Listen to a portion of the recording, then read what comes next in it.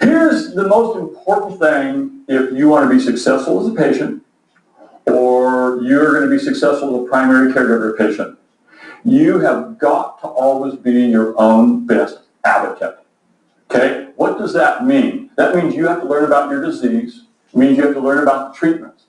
In this case, when you go to a dispensary and you say, I need medicine, and they say, how much THC do you want? You tell them, no, I want to see the lab reports. Show me the lab facts.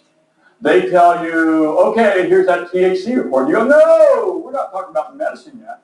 I want to see the safety reports. Does it have mold? Does it have pesticides? Everything? Because I have to first determine if it qualifies to be used to even make medicine for me to give to my child or my grandmother. Okay? So, when you go in there, you ask for the lab facts. They tell you a THC number, the answer is no bet. Show me the safety data. They don't have it telling you you're not a real dispenser and you really don't care about the patient. And you turn around, you walk out, and you do what you need to do, which is find a dispensary that cares about lab testing, starting with all that safety testing that's got to be done before we even consider using this medicine. Okay? This is what I need you to do. And the more you do that, the more pressure you're going to put on all the cannabis industry to change. Now, I'm going to tell you a story that goes with that because I want to drive this home. I'm very aggressive about this for a reason. I'm one of those people who indirectly has lost 3 patients who have died from fungus infection in the lungs that came from aspergillus mold that was found in cannabis.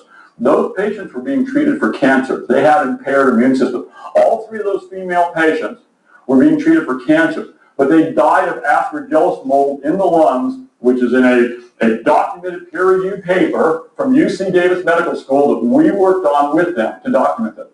We lost those patients because the cannabis was dirty and it killed. Cannabis activists, they don't want to talk about this, right? They want to say nothing but good stuff. But the truth of the matter is when we're seeing mold in 1/3 of all the cannabis we test, and we're seeing pesticides in 75%, and a certain small percentage of that is killing people, and we're not even tracking it to CDC, because this is a Schedule 1, we don't know how many people died from cannabis. But they do.